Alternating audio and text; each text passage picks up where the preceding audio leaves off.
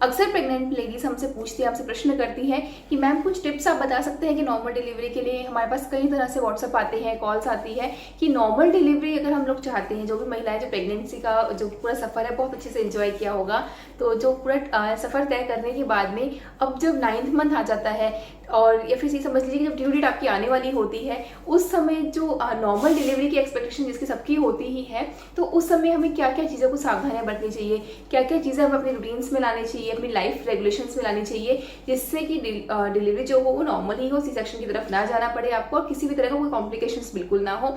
तो आप वीडियो को अंत तक जरूर देखिएगा, जिसमें हम आपको कई सारे टिप्स देंगे कि जिससे आपकी डिलीवरी नॉर्मल ही होगी। बिल्कुल निश्चिंत रहिए।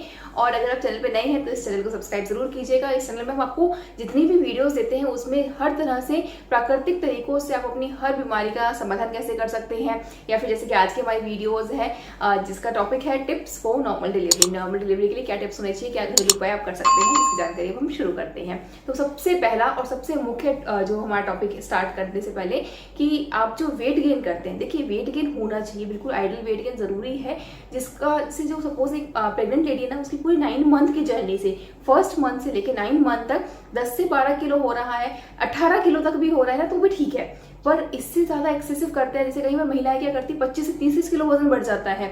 अब बढ़ने का कारण क्या होता है कि उनको सभी कहते हैं, जो घर के फैमिली मेंबर्स हो गया, या फिर जो प्रेगनेंसी में कुछ क्रेविंग्स हो गई खाने की, उस वजह से कुछ भी खा लिया, जो मन में आया वो खा लिया, कभी भी टाइम का ध्यान नहीं रखा, बस ये सोचने के कि जब मन करे बस खाना है, भूखे नहीं रहना है, कुछ भी खाना है मतलब। तो अगर आप ऐसी डाइट रखेंगे, इस तरह से आप अपना वेट गेन करते रहेंगे, 25-30 किलो आपकी 9th मंथ तक ड्यू डेट तक इतना वेट बढ़ जाएगा, तो फिर जो नॉर्मल डिलीवरी के चांसेस है वो कम होते हैं। कई बार होता भी है कि वेट गेन, इतने एक्सेसिव वेट गेन के बाद भी नॉर्मल डिलीवरी होती है, बट उसमें कॉम्प्लिकेशन ज्यादा होते हैं। लेबर पेन को सहने के लिए स्टेमिना बॉडी में होना बहुत जरूरी है। उसके लिए स्टेमिना बढ़ाने के लिए आपको क्या करना होगा, अच्छी डाइट लीजिए, जितना हो सके आप प्रोटीन का इंटेक कीजिए, फाइबर्स का इंटेक कीजिए। फाइबर्स और प्रोटीन कहाँ से मिलेगा आपको, अच्छी डाइट से। अच्छी डाइट मतलब जो फ्रूट्स है, वेजिटेबल्स है, कच्ची साग सब्जी लीजिए, कच्चे फल फ्रूट खाइए, नारियल पानी जरूर पीजिए, दिन का 1 नारियल पानी आप पी सकते हैं, इससे अधिक आपको सेवन करने की आवश्यकता नहीं है। आप अपनी डाइट में घी को इंक्लूड कर सकते हैं। देखिए घी जो है ना एक बहुत ही कॉम्प्लिकेटेड डाइट है, इसके ऊपर हम स्पेसिफिक पूरी वीडियो बनाएंगे आपके लिए कि घी खाना चाहिए प्रेगनेंसी में या नहीं खाना चाहिए। लेकिन अभी आपको इतना समझा देते हैं कि घी को खा सकते हैं, बिल्कुल घी हेल्दी होता है, लेकिन घी को सब्जियों में ऊपर से डाल के खाइएगा। घी के अंदर पराठे तल के मत खाइए, या फिर घी के अंदर पूड़े बना के नहीं खाना है, ऐसी डाइट नहीं लेनी है। घी आप दूध में डाल के पी सकते हैं, खिचड़ी में खा सकते हैं। लिक्विड डाइट पे आप जरूर फोकस रखिए। लिक्विड डाइट क्या होता है, पचने में आसान रहती है। अब इस समय क्या होता है, जैसे जैसे आपका जो गर्भाशय है वो बढ़ता है, क्योंकि बच्चे का साइज बढ़ेगा तो गर्भाशय का साइज बढ़ेगा। अब जो हमारे बॉडी पार्ट्स है ना, बाकी सारे पार्ट्स थोड़े श्रिंक होना शुरू हो जाते हैं, क्योंकि जब बच्चा बड़ा हो रहा है, बच्चे को स्पेस दे रहा है ना, तो नेचुरली होता है, प्रकृति का ही समझ लीजिए कि दिया हुआ है कि बॉडी पार्ट्स जो है बाकी वो अपने आप अपनी साइज को थोड़ा सा छोटा कर देते हैं, श्रिंक कर देते हैं, जिससे बेबी की ग्रोथ अच्छे से हो सके। अब जब बाकी सारे पार्ट्स श्रिंक होते हैं ना, तो कई बार इसमें जैसे प्रॉब्लम होती है कि जैसे वॉमिटिंग जैसा आना, या जलन रहना, सीने में जलन रहना, खाना नहीं पच पाता है। ये अक्सर महिलाओं को दिक्कत रहती है कि मैम जैसे जलन रहती है, हमेशा यहाँ जलन रह रही है सीने में, या फिर खाना खाने की इच्छा तो हो रही है पर कुछ खाते हैं बट ऐसा लगता है वॉमिटिंग हो जाएगी, नोजिया, डायरिया, ये सारी दिक्कतें हो रही है। तो ऐसे में विशेष ध्यान रखिए कि डाइट जो भी आप लेते हैं लिक्विड डाइट ले, ये आपको नॉर्मल डिलीवरी में भी हेल्प करेगा, क्योंकि इससे ज्यादा वेट पुट ऑन नहीं होगा, एक आइडियल वेट ही आप गेन कर पाएंगे। तो इस चीज का भी ध्यान रखना है। इसके अलावा खूब सारा पानी पीना है, क्योंकि बच्चे की ग्रोथ के लिए पानी की आवश्यकता बहुत ज्यादा होती है। प्लेसेंटा में पानी जरूर चाहिए होता है, तो उसके लिए आप पानी बहुत पीना है। याद रखिए अगर मौसम ऐसा है कि सर्दियों का मौसम हो गया या बारिश का मौसम हो गया जिसमें पानी पीने की इच्छा कम होती है, उसमें आप पानी के लिए अलार्म लगा सकते हैं, बट पानी जरूर पीना है। आप कितना पीना है, लगभग आप 3 से 4 लीटर पीते हैं तो बहुत ही अच्छी बात है, बट जितना हो सके आप 10 से 12 ग्लास पानी जरूर पीजिए, ठीक है। तो इसका आपको विशेष ध्यान रखना है। अब इसके अलावा जो एक मुख्य बात है वो है कि आपको योगा और वॉक ये दोनों जरूर करना है। देखिए फर्स्ट ट्राइमेस्टर है, अगर पहले 3 महीने, और ये जरूर ध्यान रखिएगा, ये नहीं कि 9th मंथ लगा है अब हम योगा कर लेते हैं 1 महीना, या 1 महीना हम पैदल घूम लेते हैं, वॉक कर लेते हैं तो हमारा बेबी नॉर्मल डिलीवरी से हो जाएगा, ऐसा नहीं होता है। इस चीज को आपको फर्स्ट मंथ से ही, फर्स्ट डे से आपको स्टार्ट रखना है कि आप देखिए इनिशियल फर्स्ट ट्राइमेस्टर ना, स्टार्टिंग के 3 महीने उसमें आप ठीक है 10-15 मिनट वॉक कर लीजिए। इससे ज्यादा अगर आप वॉक नहीं कर पा रहे कोई बात नहीं, चलेगा। लेकिन 4th मंथ से जब सेकंड ट्राइमेस्टर लग जाता है ना, उसके बाद से आपको वॉक पे जरूर ध्यान रखना है। कम से कम 20 मिनट की और ज्यादा से ज्यादा 45 मिनट की वॉक करनी है। पानी पीते पीते, देखिए वॉक करते हुए भी अगर प्यास लग रही है तो पानी जरूर पीना है। आपको स्पेशली ध्यान देना है कि गर्भवती महिलाओं को प्यासा बिल्कुल नहीं रहना है, पानी आप अच्छे से पीजिए, ठीक है, इस बात का ध्यान रखिए। इसके बाद में जब 9th मंथ स्टार्ट हो जाए ना, उसके बाद में आप है ना एक्सरसाइज करना शुरू कीजिए, योगा करना शुरू कीजिए। और योगा में आप क्या क्या करना है, एक तो डीप ब्रीदिंग एक्सरसाइज करनी है, इसके बारे में अभी आपको मैं बताती हूँ। उसके अलावा आप स्वेटिंग्स कर सकते हैं, बटरफ्लाई वाली कर सकते हैं।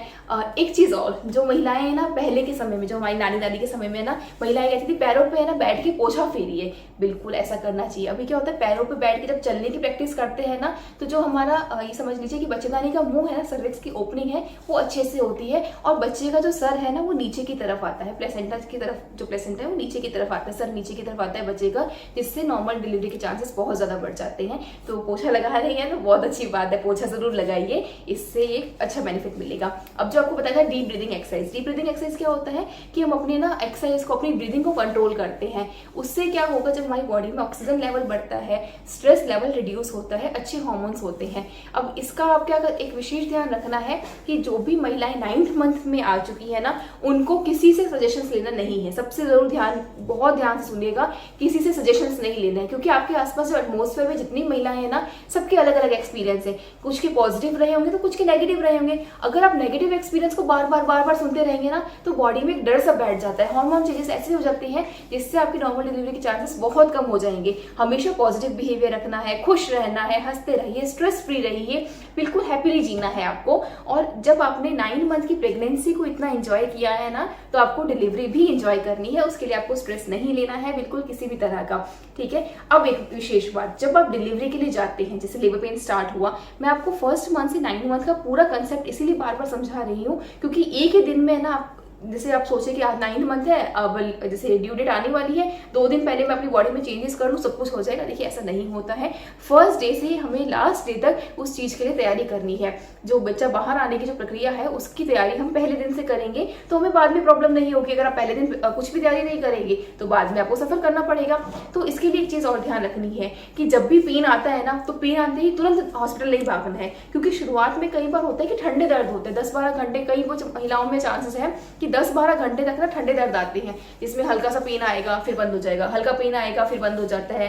तो ये सब जो चीजें आती है ना, इस समय भी आपको वॉक जरूर करना है। अगर दर्द के समय में आप सिर्फ वो कई हॉस्पिटल्स में हमारे पास आती हैं कई महिलाएं, जैसे जो अपनी पुरानी डिलीवरी की बातें हमसे शेयर करती हैं या जो पुराने एक्सपीरियंस हमसे शेयर करती है, वो बताती है कि मेरा क्या करा, ग्लूकोज लगाया और बेड पे लिटा दिया और हमें बोला कि वेट करो, जब इसे जो एक्टिव लेबर पेन स्टार्ट होंगी तब हमारा जैसे जो भी है सर्विक्स की ओपनिंग होंगी उसी तरह बच्चा होगा, तब तक आप सिर्फ सोते रहिए। अगर आप सोते रहेंगे ना तो नॉर्मल डिलीवरी के चांसेस बिल्कुल ही नहीं बचेंगे, बहुत ही कम नहीं, मैं तो कहूँगी बिल्कुल ही नहीं बचेंगे। जब हल्के फुल्के ठंडे दर्द आने लग जाए ना, देखिए मैं आपको ऐसा नहीं कहूँगी फटाफट वॉक कीजिए, उस समय वॉक करने की स्थिति नहीं होती है, दर्द आ रहा है, महिला दर्द नहीं सहन कर पाती है, आप किसी का सहारा ले लीजिए, अपने पार्टनर का सहारा लीजिए, दीवार का सहारा लीजिए, किसी भी चीज का सहारा लेके आप है ना थोड़ा थोड़ा वॉक जरूर कीजिए। अगर आप वॉक नहीं करेंगे उस समय, अगर आप बैठ गए ना, तो ये पेन का जो टाइमिंग है वो बहुत लंबा खिंचता जाएगा। अगर चाहते हैं ना कि जल्दी जल्दी पेन का टाइमिंग खत्म हो और बच्चा बाहर आ जाए, तो वॉक पे जरूर ध्यान देना। मैं आपको बार बार इसीलिए समझा रही हूँ कि जो लेबर पेन का जो समय रहता है, बच्चा बाहर आने तक का जो समय रहता है वो कम से कम हो, तो इस चीज का भी आपको विशेष ध्यान रखना है। एक और बात, जब पेन आता है ना, देखिए जब एक्टिव लेबर पेन आना शुरू होते हैं ना, जब दर्द स्टार्ट होने लगते, ठंडे धुएं होते हैं, वो चीज नहीं, जब प्रॉपर दर्द आ रहा है, ऊपर दर्द के ऊपर दर्द आने लग जाता है, तो उसमें भी क्या होता है, एक पल के लिए ना दर्द वापस कॉन्ट्रैक्शन, देखिए जैसे दर्द आ रहा है फिर वापस दर्द रुकता है। जब दर्द रुकता है ना, तब ब्रीदिंग एक्सरसाइज कीजिए, सांस ले सांस छोड़े, सांस पे फोकस कीजिए, आराम कीजिए, कुछ सेकंड का ही सही पर कुछ सेकंड के लिए आराम कीजिए। जैसे दर्द आता है ना, तब बच्चे को पुश कीजिए। जब उस तरह से आप प्रोसेस को रखेंगे ना, तो उससे आप थकेंगे भी नहीं और जो पेन है उसको भी आप कंट्रोल करने की हिम्मत रखेंगे। और इसके अलावा एक ये समझ लीजिए कि हमारे पास जो चमत्कारिक औषधि है वो है गोमेह रस, वो हम लेबर पेन के समय जरूर देते हैं। अब अगर आप जानना चाहते हैं ना कि गोमेह रस है वो कैसे बनता है, क्या काम आता है और क्या इसमें चमत्कारी गुण है, तो इसके लिए आप हमें कमेंट सेक्शन में जरूर बताइएगा, जिससे हम अपनी अगली वीडियो में आपको इसकी पूरी विधि बताएंगे कि किस तरह से इसका काम में लिया जाता है। और अधिक जानकारी के लिए आप हमें संस्थान में संपर्क कर सकते हैं, हेल्पलाइन नंबर पर आप हमें कांटेक्ट कर सकते हैं। हो सकता है मेरे किसी पूरी वीडियो के दौरान कुछ टॉपिक्स छूट गए हों, आपको नहीं बता पाए, आप किसी डाउट क्लियर नहीं कर पाए हैं, तो आप हमें कॉल करके जानकारी ले सकते हैं। धन्यवाद दोस्तों, जय गौ माता, वंदे मातरम।